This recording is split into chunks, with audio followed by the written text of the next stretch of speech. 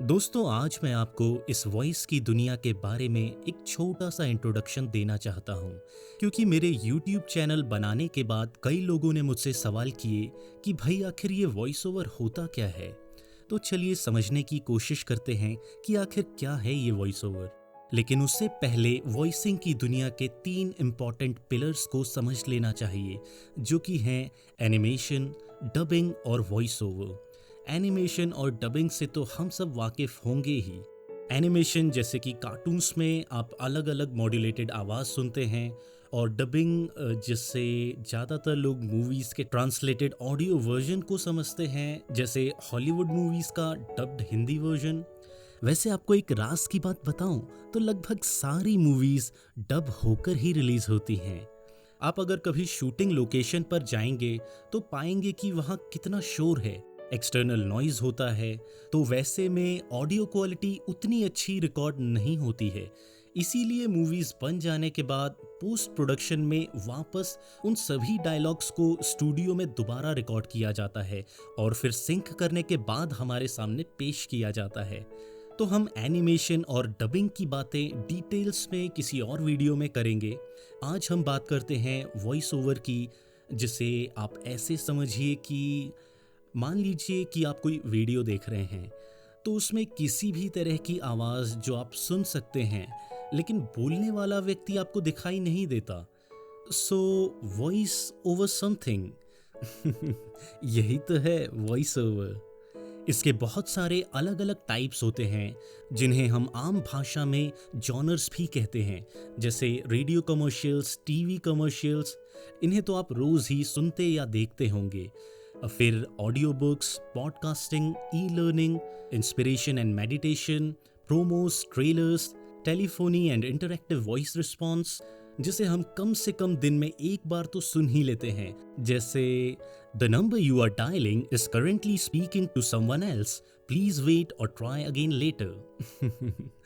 फिर कॉरपोरेट जैसे कि sales videos, training tutorials, compliance videos, etcetera etcetera. और ये ऐसे टॉपिक्स हैं जिन पर अलग अलग एक एक डेडिकेटेड वीडियोस बनाई जा सकती है।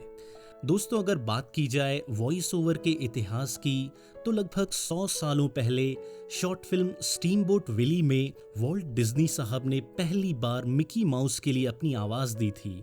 बेशक ये पहला वॉइस ओवर नहीं था, लेकिन एनिमेशन की दुनिया में ऐसा पहली बार हुआ था।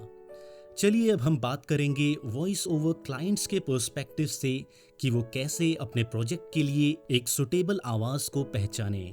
बहुत सारे आर्टिस्ट ऐसे हैं जो किसी एक खास अंदाज को ही अपना लेते हैं और वही अंदाज उनकी पहचान बन जाती है। तो वहीं बहुत सारे आर्टिस्ट खुद को इस तरह ढालते हैं कि वो अलग अलग अंदाज में आपको वॉइस ओवर प्रोवाइड कर सकते हैं। आपको आपके प्रोजेक्ट के हिसाब से समझना होगा कि आप आपके प्रोडक्ट से क्या मैसेज देना चाह रहे हैं। रिकॉर्ड करते वक्त आर्टिस्ट का मूड कैसा होना चाहिए, टोन कैसी होनी चाहिए, किस प्रकार की वोकल ज़्यादा सूट करेगी आपके प्रोजेक्ट को। और आप इनको समझने के लिए खुद से कुछ सवाल पूछ सकते हैं, जैसे कि आपको मेल वॉइस चाहिए या फीमेल, या फिर दोनों, यंग आवाज़ चाहिए या फिर ओल्ड आवाज़, स्ट्रॉन्ग एंड बोल्ड आवाज चाहिए या फिर जेंटल एंड वार्म।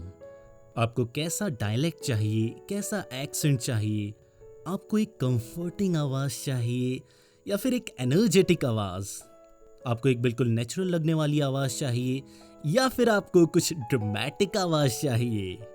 तो ऐसे ही चंद सवालात आपको आपके प्रोजेक्ट के लिए एक बेहतर आवाज ढूंढने में मदद करेंगे।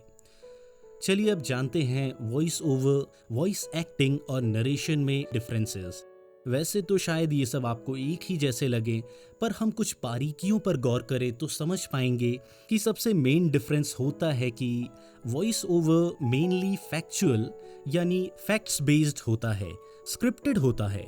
वहीं अगर वॉइस एक्टिंग की बात की जाए तो यहाँ कैरेक्टराइजेशन की एक अहम भूमिका होती है, जहां इमोशंस का काफी महत्व होता है। वॉइस एक्टर्स को एक खाली कमरे में माइक के सामने अकेले एक एक्टर की तरह ही इमोशंस को ध्यान में रखते हुए किरदार को निभाना होता है। तो डबिंग में सबसे ज्यादा वॉइस एक्टिंग ही होती है। और जहाँ तक नरेशन की बात की जाए तो इसे आप कमेंट्री के तौर पर समझ सकते हैं, जिसमें ऑडियंस को कोई स्टोरी कन्वे की जाती है, कोई सीक्वेंस ऑफ इवेंट्स कन्वे किया जाता है। तो दोस्तों, इस वीडियो में बस इतना ही।